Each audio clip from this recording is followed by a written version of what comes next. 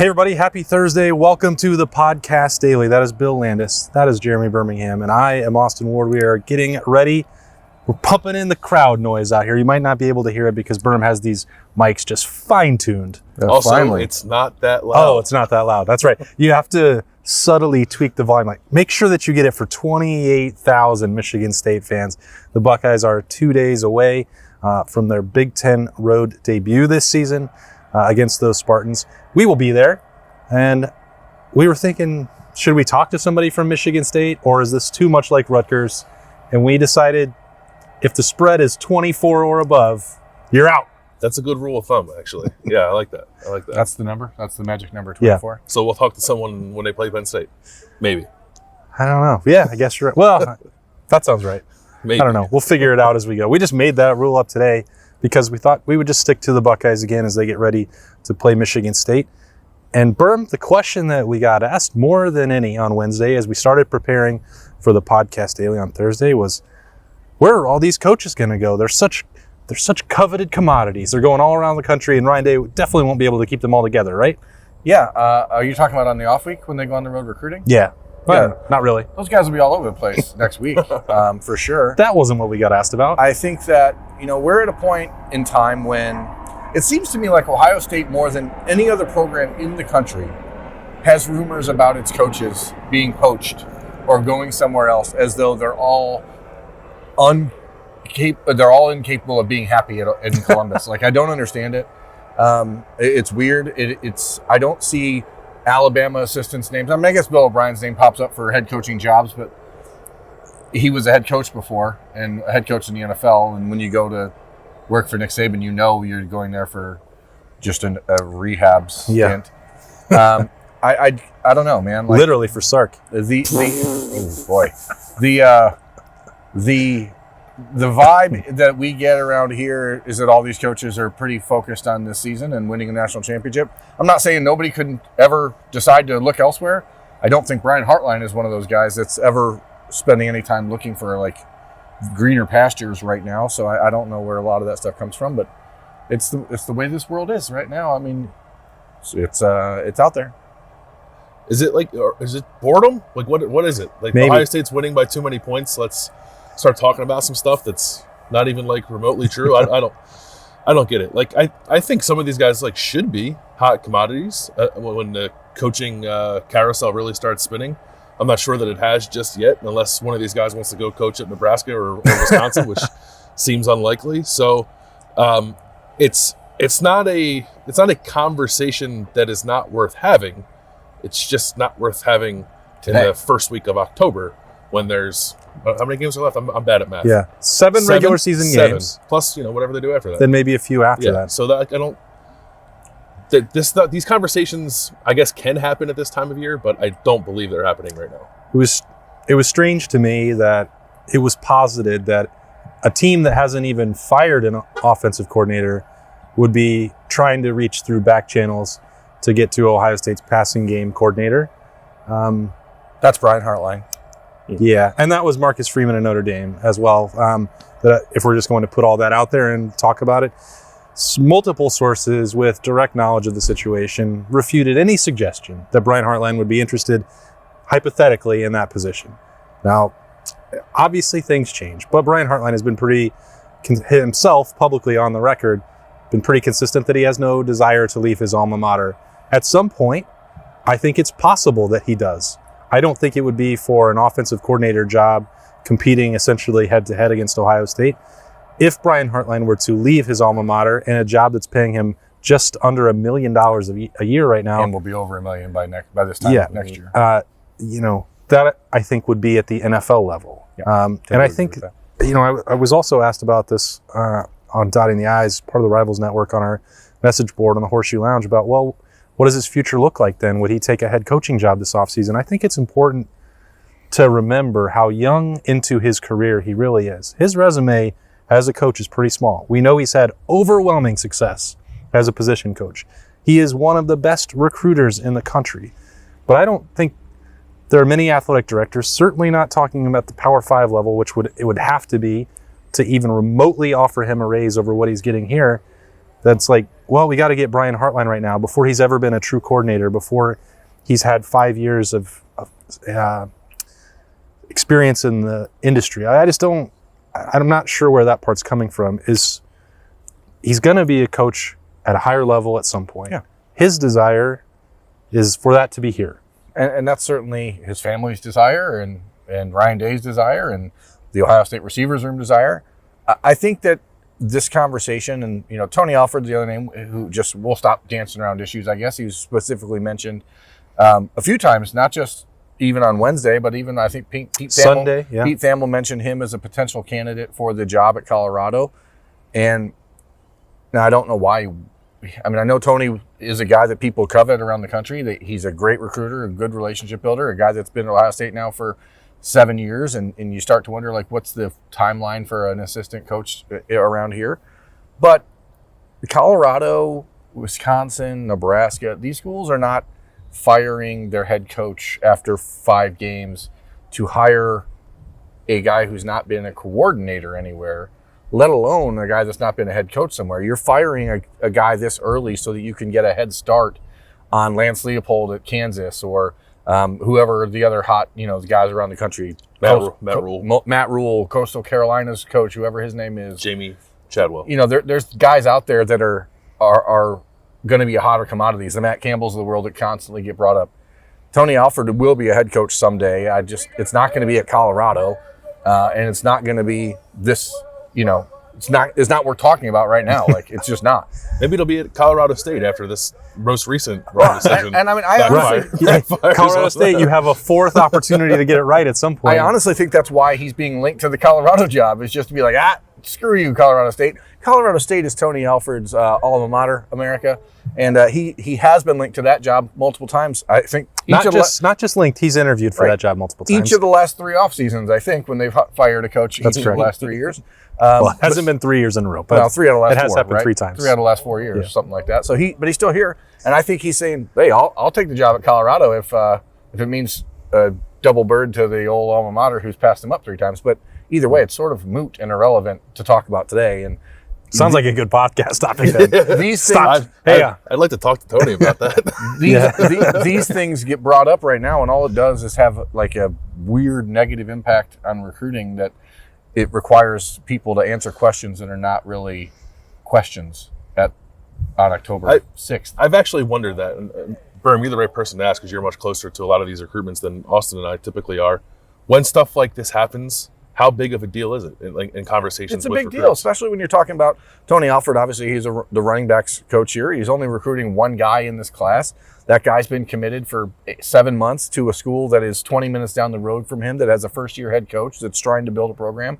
If you don't think that school is immediately getting wind of that sort of rumor, and even on Sunday, as soon as they see Pete Thamel put out a tweet that says Tony Alford is on this list, they are calling him saying, "Oh, there you go, your guy's leaving. How can you trust him? How can you trust this guy? He wants to be a head coach." Mm-hmm. It's just that's what they should do. Obviously, it's not negative recruiting. It's just using what is out in the ether, but it certainly has an impact. Brian Hartline has already been dealing with rumors about Carnell Tate flipping to Tennessee or Noah Rogers flipping and staying home and going to NC State, and all these little things that just get brought up for just no reason are just another question that has to be answered that you've already answered a dozen times, because it's a question that gets asked 1,000 times before a kid commits. Are you there? Are you staying there?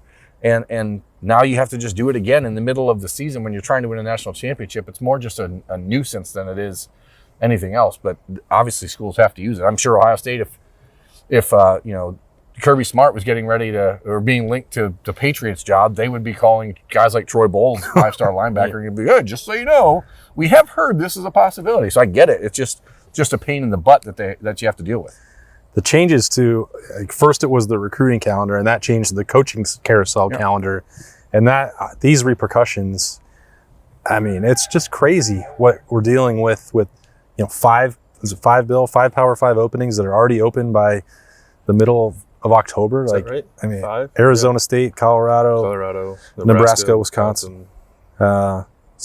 There is one more. Somebody else got fired. Yeah. That doesn't matter. Who got canned? Who's been canned, America? America, Can 'em. Who else got canned? Yeah, you'll let us remind us in the comments. What a crowd. on Thursday morning. We won't have time to remember ourselves until then. I mean, it is Thursday morning. What am I talking about? Yeah, it's really, I just had breakfast. Like, if the short list was correct, that Tony Alford was on there at Colorado, he would definitely want to be involved in that search. But he has 7 games to coach here. He would obviously be staying through the playoff. Like, he wouldn't even be an ideal fix for Colorado if they were trying to get things signed to have a signing class by December and patch up that program. Like, that's the other sort of factor here of how good the Ohio State assistants have it. They're probably going to be coaching into the middle of January.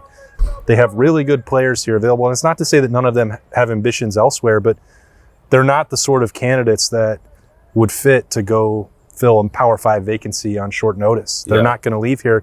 And Ohio State, like Gene Smith, I've had this conversation with him and how he's changed over the 12 years now that I've been covering this program, where initially there was great resistance towards, we're not even going to pay coordinators $1 million. Assistants, get out of here. That's not ever going to happen. And you look at year over year, the way that they're compensating these coaches, it is to prevent situations like this where an offensive coordinator job, and you'd say historically, just for the hypothetical, that the Notre Dame offensive coordinator job, well, that's a pretty good job. That would be a step up from a position coach. Well, you give a title, you give more responsibility, and you give nearly $1 million. So there's almost nowhere else in the country that can match the salaries that they're making. Like Tony Alford is making more as the running backs coach here than to be the head coach at Kent State. Think about that. They used to be, all right, these assistants are going to leave because they want to be head coaches. Well, they're going to go to the MAC. They're going to do that there. They're going to go to the Sun Belt. Why? You're going to take a pay cut to go do that? Yeah, it's unnecessary now. And I think more and more maybe coaches are being a little more pragmatic about that. Think back to like when Chris Ash left here to go coach at Rutgers. I'm sure quite a few people told Chris Ash, like, hey, maybe don't do that. I know that the head coach at Ohio State at the time was very adamant saying, are you sure this is what you want to do? Right. And so maybe the opposite with Jeff Hafley to go to BC. I know like Ryan Day thought very highly of that job when Jeff Hafley went there. So I think coaches are better about picking their spots for sure. The money helps that. I just don't know, like Colorado, for example, just seems like a little bit of a mess. And like if you're Tony Alford, I guess you'd want to take your shot at being a head coach after being passed up so many times. Because I think he should be a head coach that should be getting more opportunities than he's been getting. But what's that job going to pay? $3 million, $2.5 million? You're going to maybe like double or 1.5x his salary to go deal with that headache when for 2 years you can just keep cruising here and wait it out and wait for something better. So I just don't. I think sometimes we look at these moves as being obvious and they're really not. And it's also a matter of just synergy here at Ohio State. The staff is not the same. I was talking to you about Bill before we started recording this. Like in 2018, Alex Grinch, I got a phone call at the midway point of the first quarter when we were at Purdue in 2018 from a guy who covered Oklahoma saying, hey, did you hear Alex Grinch is taking the Oklahoma job? And I was like, what Oklahoma job? He's like, the defense coordinator. I'm like, they don't need a defense coordinator. He's like, well, he's taking the job. I'm like, okay. we knew there was some discord happening here at Ohio State and some disconnect between Greg Schiano and Alex Grinch. And it always comes back to Greg Schiano. And the roles that those guys had here. But that's not the case right now. This is a coaching staff that is very, very content in what they're doing. Everybody has a role. There's no one that is just sort of out in left field or a duplicate coach or a guy that's just, carrying around books for Greg Schiano. It's not the same thing. Like he's not getting Greg Schiano's coffee at this point. So I just don't buy into this needing to be a discussion right now. But as we said, like this is 2022. The coaching carousel moves way up because everyone's now trying to get proactive when it comes to recollecting a recruiting class. Tony Alford's not leaving Ohio State to go to Colorado tomorrow. And even if they offered him the job, it's not something that I don't think he would be able to earnestly say, yep, I'm doing it, and walk away from a national championship contending team. But I don't think he'll get offered the job. Erm keeps telling us not to talk about it, but we have 7 days of podcasts a week. So yeah, we have to. I don't believe it's worth our breath to deep dive into it. But I also understand that it's out there, and you have to see it. And again, his name keeps getting linked to this stuff for a reason. You want to give people a little inside baseball into how coaches' names get on coaching wish list. Yes. Lists. So It's not through LinkedIn? it is not. It is not. Tony Alford did not post his resume on LinkedIn and be like, looking for Power 5 head coaching opportunity. Even assistant coaches have agents. It is the job of these agents to make sure that their clients are mentioned And well compensated. for opportunities like this. And it's not necessarily always so that they get that job. It may be so that they can keep the current job that they have and make more money doing that. Now, I'm not saying that that's exactly what's happened here with Tony Alford. I know that didn't happen with Brian Hartline in this case because he wasn't on a list for a job that wasn't available. But I would suspect, in this case, Tony Alford's agent said, well, they're looking for some people. They want to tie. Now, there's two ways it can go about it, actually. Like, one is reporters throwing darts. Okay, this guy's from the Colorado region. He has been coaching for a long time. He's very successful. He's done this and that. He'd be familiar. He'd be a good fit. Knows Urban Meyer. Go through that list. And reporters put together a list where they're just throwing darts to try and get some interest initially. They're not based on who athletic directors are looking at on their secret list in their drawer that they pull out. The other part is agents reaching out to potentially willing, friendly outlets that want to hear and say, hey, we think this guy might be a good fit right there. He'd be interested if Colorado calls him. Like maybe just slide that name on in there on the list for you. Those are the two sort of ways that this happens on day one, because you don't actually have a true list of candidates that you're attacking on October, what's today? Well, that's the ridiculousness of this entire thing. A guy loses his job on Sunday. A guy loses his job on Sunday at 2:32 p.m. and at 2:34, a national media guy saying, "This is the list for that's not and how." Mike Leach is on that list. This is not how it works. And the simple truth is, if we're going to just keep diving into Colorado's head coaching job, which I feel like we should, if they're looking this is what you came for, America. If they're looking for a former running back with Colorado ties, it'll probably be Eric Bieniemy. I was going to say Terrell Davis. Also a great choice. Eric Bieniemy played at Colorado and is the offensive coordinator for the best offense in the NFL. And they've interviewed him before and offered him $4 million a year to come back home. So that's the guy you go after if you're really trying to do this.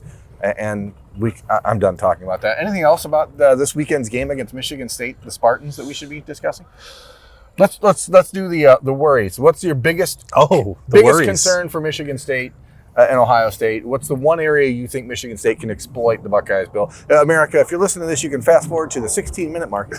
It's too late now. Shoot. I will insert this at the beginning. Tell your friends to fast forward to this point. Forward. If they don't care about the Colorado head coaching job. Probably the thing we've talked about a couple times already. It's whether or not they can exploit some deficiencies at cornerback, especially if Ohio State is going into this game undermanned yet again. And we don't know if Cameron Brown's going to play. Yeah. Should have Denzel Burke and J.K. Johnson and Jair Brown, and beyond that, we don't really know. It's been okay. Like I don't mean to talk about the position in a way that makes it seem like it's been a total liability for Ohio State this year, because I don't think it has.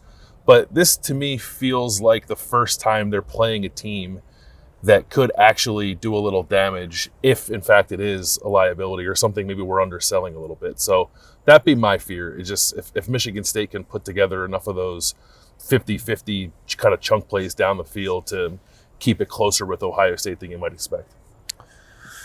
I think this is a huge test for Quinn Temple. If the Buckeyes haven't been on the road yet, when did he book these hotel reservations? Did he get Oh, boy. Did he get... Quinn Temple is Ohio State's football operations director, for those of you. Did he make a reservation for enough buses? Are all those buses properly gassed up with the right amount of pressure in the tires? Where did he get the pregame meal from? Because you don't want to... Fazoli's. Yeah. Well, then you would have a real problem with... freshness? Being ready. If you're going Fazoli's for a Friday night meal... Remember DeJuan Jones at Nebraska last year? Yeah, you want to make sure that you order from the right, reliable restaurant. So I think that you can't have a Jordan flu game situation. I would be worried a little bit just about Michigan State. Why is he interrupting my very serious analysis? This guy's talking about bubble guts, and you're trying to talk about football. Rutgers did a nice job putting pressure on C.J. Stroud and kind of hurrying up his clock a little bit. Michigan State, while I know that they are not playing particularly well defensively, they have a defensive end that's one of the leaders in the country in sacks. 4 of them were in week 1 against Western Michigan, so take that with a grain of salt, I guess. But they're going to try to come after the quarterback, and they can't beat Ohio State in man-to-man situations. They can't allow themselves to try to play the soft zone, because Ohio State will run the ball right through there. So I think they're going to have to just go bubble guts. Pressure. He didn't want to say it. Yeah, I didn't want to say it. I think you have to go pressure. And so I guess we've seen Ohio State's passing offense be a touch out of sync the last 2 weeks. And if Travion Henderson can't go and you have to rely on Mayan Williams for 30 carries, maybe you have a tighter game than we would think. But that's about really the only area I'm concerned. Do you think it could look like, remember the 2020 game here against Indiana, where it was like a kitchen sink game for Indiana? They blitzed 75% of the time. I think that has to be. I think they have to. I don't think there's any other way for Michigan State to affect C.J. Stroud or the offense enough if you don't do that. If you sit back and let the Buckeyes pick you apart, even the last 2 weeks. I thought you said earlier in the week you thought teams were just going to sit back and cover I don't think that you can this week, because they've watched Ohio State, even last week when Rutgers ran the clock down to 5 seconds before they snapped the ball every time, playing that soft cover 2. Mm-hmm. Ohio State still scored 49 points and scored on 7 of their first 9 possessions, and they will score a lot of points. And I think you have to force them into mistakes, and that sort of defense is not going to force mistakes. Mm-hmm. That's it. That's been my feeling. I don't think it's practical for teams, if they're actually trying to pull off an upset against Ohio State, to just let a team that is now content, or more content that they were, to run the football down your throat. You're just going to bleed out. Yeah. If you want to try and win the game, especially now that the defense is there to match the rushing attack, that's the dangerous combo. I think if you don't try to create a turnover, you don't have a chance. And that's why I don't really think that this thing is going to continue on with sitting back in shell coverage and forcing Ohio State. I don't think teams can do that. I think the teams that have better athletes on defense will take some chances. Sure. Michigan State, despite the fact that their numbers are very, very poor, they do have better athletes than we've seen with Rutgers and Wisconsin. And, maybe Arkansas State, I think defensively had some good athletes on their team. SEC transfers. Yeah, so I think that you're going to just see those guys take some shots at CJ Stroud. Well, that was some actual football talk for you. Mm-hmm. Just mixing it in. Yeah. Wow. I just don't want to spend so much time talking about freaking coaches. It's October, Coach. Hey, Coach. Okie doke. Well, I won't do it again, Berm. We've covered it now. We won't have to come back to it because we did it on a podcast daily in October, and whatever we say now just stands. All right? Thank goodness. You good? All right, we're done with that. That's Bill Berm. This has been the podcast daily for Thursday of Ohio State at Michigan State week. A lot more coverage coming your way. The lightning round will be streamed live on the podcast YouTube channel. That'll be around 12:50. And we've got a couple more things, of course, as we start heading the road up to East Lansing on Saturday. We will see you then.